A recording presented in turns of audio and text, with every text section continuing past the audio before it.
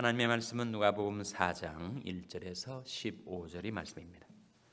예수께서 성령의 충만함을 입어 요단강에서 돌아오사 광야에서 40일 동안 성령에게 이끌리시며 마귀에게 시험을 받으시더라.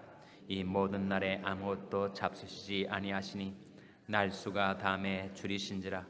마귀가 가로되 내가 만일 하나님의 아들이거든 이 돌들에게 명하여 떡덩이가 되게 하라. 예수께서 대답하시되 기록하기를 사람이 떡으로만 살 것이 아니라 하였느니라. 마귀가 또 예수를 이끌고 올라가서 순식간에 천하 만국을 보이며 가로되 이 모든 권세와 그 영광을 내가 네게 주리라. 이것은 내게 넘겨준 것이므로 나의 원하는 자에게 주노라. 그러나 내가 만일 네게 절하면 다 내 것이 되리라. 예수께서 대답하여 가라사대 기록하기를 주 너희 하나님께 경배하고 다만 그를 섬기라 하였느니라. 또 이끌고 예루살렘으로 가서 성전 꼭대기에 세우고 가로되 내가 만일 하나님이 아들이거든 여기서 뛰어내리라. 기록하시되 하나님이 너를 위하여 그 사자들을 명하사 너를 지키게 하시리라 하였고 또한 저희가 손으로 너를 받들어 내 발이 돌에 부딪히지 않게 하시리라 하였느니라. 예수께서 대답하여 가라사대 말씀하기를 주 너희 하나님을 시험치 말라 하였느니라. 마귀가 모든 시험을 다한 후에 얼마 동안 떠나니라. 예수께서 성령의 권능으로 갈릴리에 돌아가시니 그 소문이 사방에 퍼졌고 다 같이 읽으시겠습니다. 친히 그 여러 회당에서 가르치심에 무사람에게 칭송을 받으시더라. 아멘. 할렐루야. 서로에게 평강의 복을 기원하는 마음으로 샬롬 인사 나누시기 바랍니다. 샬롬. 샬롬. 오늘도 사순절 특별 새벽기도회, 수요 새벽기도회 잘 나오셨습니다. 오늘 수요 예배가 저녁 7시 반에 본당에서 드려지게 되겠습니다. 우리가 사순절을 지나고 있는데 사순절의 기원이 되는 말씀, 사순절의 유래가 된 본문 말씀을 우리가 대하고 있죠. 바로 예수님께서 광야에서 며칠 동안 시험을 받으셨다고요? 40일 동안 시험을 받으셨습니다.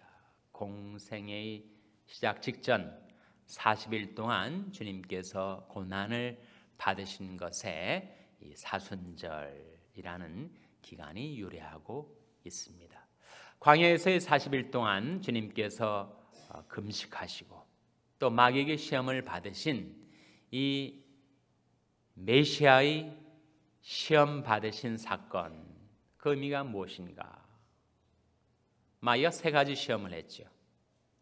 그 세 가지 시험은 메시아의 사역 방식에 대한 주문이요 시험이었습니다. 네가 정말 세상을 구원하고자 하느냐? 인류를 구원하려는 메시아가 되려 하느냐? 그렇다면 이렇게 해보라 라는 시험이었죠. 첫 번째 시험, 이 돌이 떡덩이가 되게 하라. 무슨 메시아가 되라는 시험이에요? 경제적인 메시아가 되봐라. 이 세상을 그 가난과 궁핍에서 구원하고 백성들의 생계 문제를 해결해주는 경제적인 메시아가 되보라. 그러면 온 세상이 너를 따를 것이다 라고 하는 시험. 메시아가 이 세상에 오셔서 어떤 방식으로 하나님이 주신 사명을 감당할 것인가 하는 메시아 사역 방식에 대한 마귀의 첫 번째 주문, 첫 번째 시험은 네가 경제적인 메시아가 되어라. 세상의 메시아가 되려 한다면 백성들을 가난과 도탄에서 건져줘야 하지 않겠는가. 두 번째 시험, 천하 만국의 영광과 권세를 내게 주리라. 무슨 메시아가 되보라는 거예요? 정치적인 메시아가 되봐라. 온 세상 위에 군림하는, 그래서 만국의 권세를 휘어잡고 그리고 세상을 다스리는 정치적인 메시아가 된다면 온 세상이 내게 다 굴복하지 않겠는가 라는 시험. 정말 메시아가 되려 한다면 정적인 메시아가 되어봐라, 왕이 되어보라 라고 하는 시험이죠. 세 번째 시험, 성전 꼭대기에 예수님을 세우고 한번 뛰어내려 봐라.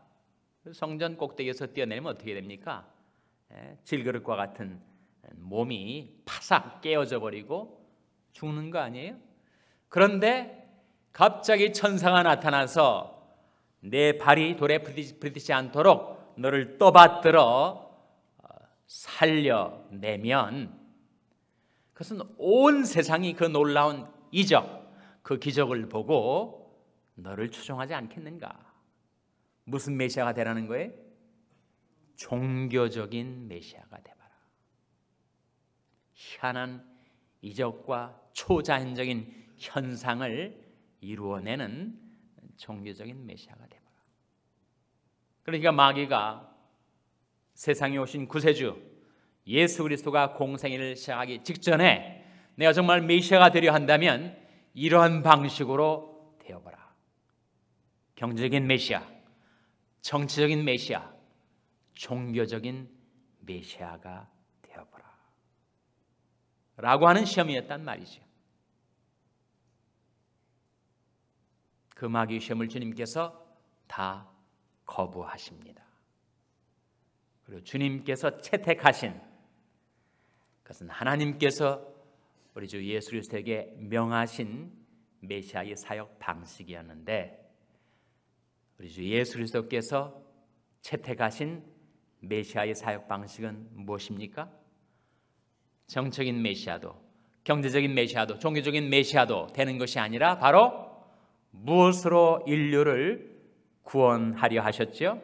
무엇으로 구원하신 것입니까? 저와 여러분이 무엇으로 구원받은 것입니까? 바로 십자가와 부활로. 그래서 주님은 세상 영광을 받으시는 위치에 올라서시지 않고 가장 낮고 비천한 자리에까지 내려가신 것입니다.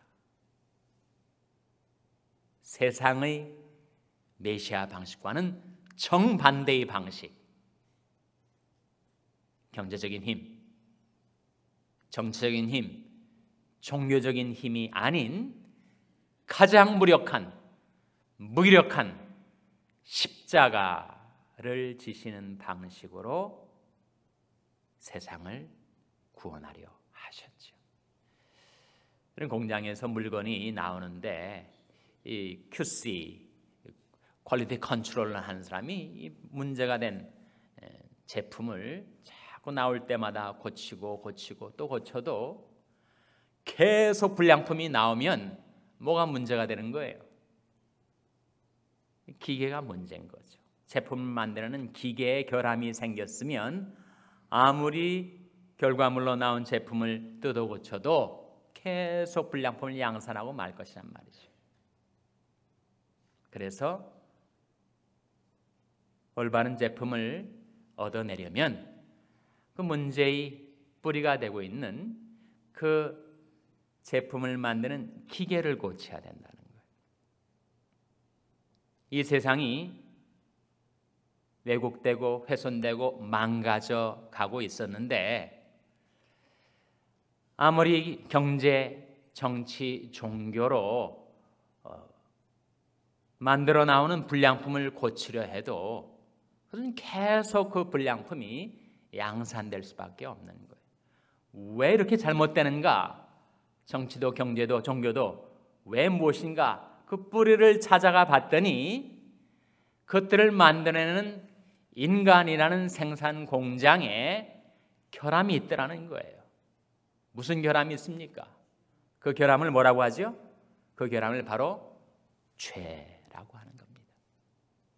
그 뿌리가 되는 근본의 문제에 죄 문제가 해결되지 않고서는 아무리 정치, 경제, 종교를 뜯어 고치려 해도 그것은 일시적으로 예수님께서 실제로 예수님 당시에 정치적인 메시아나 경제적인 메시아나 종교적인 메시아가 되셨다 할지라도 주님이 이제 떠나시고 나서 그 다음 세대의 지도자가 그 자리를 차지한다면 또다시 세상은 죄악의 굴레, 타락의 굴레에서 헤어나오지 못하지 않았겠는가?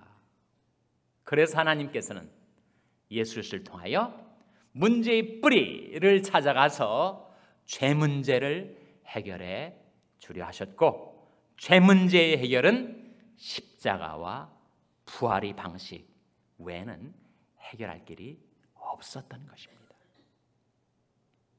주님은 영광과 권세를 취하지 않고 오히려 낮고 무력한 십자가를 지시는 방식으로 우리 죄 문제를 해결해 주신 것이죠.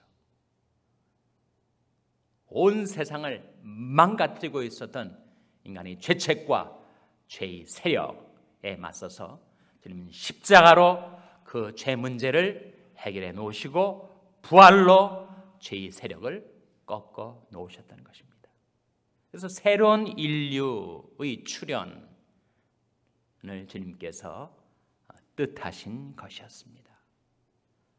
그런 적 누구든지 그리스도 안에 있으면 새로운 피조물이라, 이전 것은 지나갔으니 보라 새 것이 되었도다. 그래서 정치, 경제, 종교를 만들어내는 그 인간 자체, 사람 자체를 주님께서는 십자가 부활로 바꾸어 놓으려 하신 거지요. 새로운 피조물로 우리를 만들어 주신 것입니다. 그래서 마귀의 세 가지 시험의 의미, 그것은 메시아의 사역 방식에 대한 주문과 요청이었는데, 주님은 그 모든 것을 다 거부하고 하나님이 뜻하신 인류 구원의 방식, 바로 십자가와 부활로 나아가셨던 것입니다. 오늘 본 말씀, 이 사순절 기원이 되고 있는 광야 40일 동안의 시험 사건의 또 다른 의미, 그것은 바로 우리들이 문제이기도 한데, 그럼 인간이 왜 처음 타락을 했죠?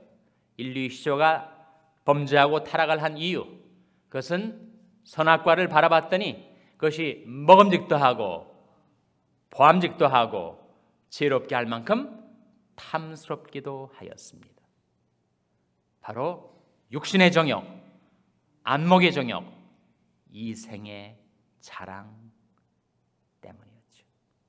바로 통일한 시험을 이제 새로운 인류의 시조, 예수족의 시조, 첫사람 아담 말고 마지막 아담이요 둘째 사람으로 오신 예수 그리스도에게 바로 인류의 첫 시조를 타락해 만들었던 마귀가 다시 나타나서 그 예수를 또다시 타락시키려 했던 거예요.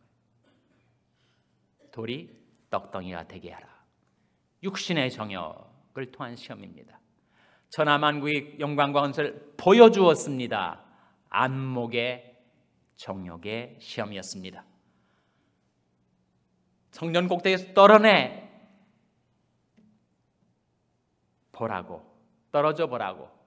그런데 살아나게 되면 온 세상이 너를 추앙하고 좇게 될 것이다. 이생의 자랑의 시험. 우리에게도 동일한 시험이 지금도 다가오고 있습니다. 육신의 정욕, 안목의 정욕, 이생의 자랑.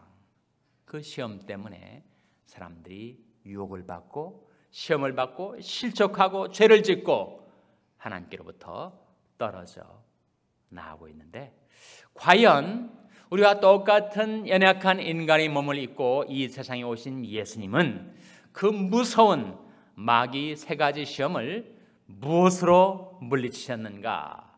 그 시험에서 무엇으로 승리하셨는가? 무엇으로 승리하셨죠? 말씀으로 승리하셨습니다. 세 번 다 기록되었을 때, 기록되었을 때, 기록되었을 때라고 말씀하시면서 하나님 말씀을 인용하셨어요. 지금도 마귀와의 싸움에서 우리가 이기는 길은 하나님의 말씀을 붙들고 활용하는 길입니다. 말씀이 힘없이 내 입에 매달려 있는 잠언이 아니라 그 말씀이 성령의 검으로서 능력과 권세를 발휘할 수 있도록 그 말씀을 믿음으로 붙잡고 그 말씀에 자신을 들여 순복하는 길, 그것이 마귀를 이기는 길이죠. 그런즉 너희는 하나님께 순복할지어다. 마귀를 대적하라. 그리하면 너희를 피하리라. 마귀와 우리는 상대가 되지 않습니다. 마귀는 우리보다 훨씬 능력도 많고 훨씬 지혜도 많아요. 물론 마귀는 자기를 전지전능으로 가장하고 포장하지만 그러나 그것은 속임수고, 그러나 마귀가 전지전능하신 하나님과 같지는 않지만 우리와 비교하면 비교도 되지 않을 정도로 능력도 많고 지혜도 많습니다.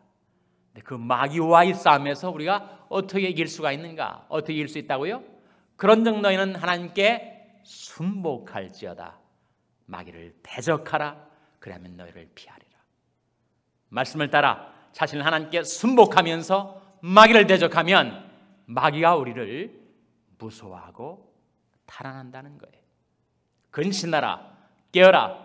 너희들은 마귀가 우는 사자같이 두루다니며 삼킬 자를 찾나니 너는 믿음을 굳게 하여 저를 대적하라. 이는 세상에 있는 너희 형제들도 동일한 고난을 당하는 줄 알미니라. 어떻게 믿음을 굳게 하는 겁니까? 여러분, 단지 성경을 인용하는 것, 그 인용하는 말씀이 내게 힘이 되질 않으면, 내가 믿음으로 그 말씀을 붙들지 않으면 그 말씀은 위광을, 능력을 발휘하지 못하는 거예요. 그래서 오늘 이 시험 가운데 특별히 세 번째 나오는 시험에서는 그 간악한 마귀가 성경을 인용합니다. 한 번, 두 번 예수님께서 말씀으로 자기 시험을 물리치자 이제 마귀가 성경을 인용을 해요. 시편 91편을 인용한 겁니다. 성경 꼭대기에서 떨어져 보라고.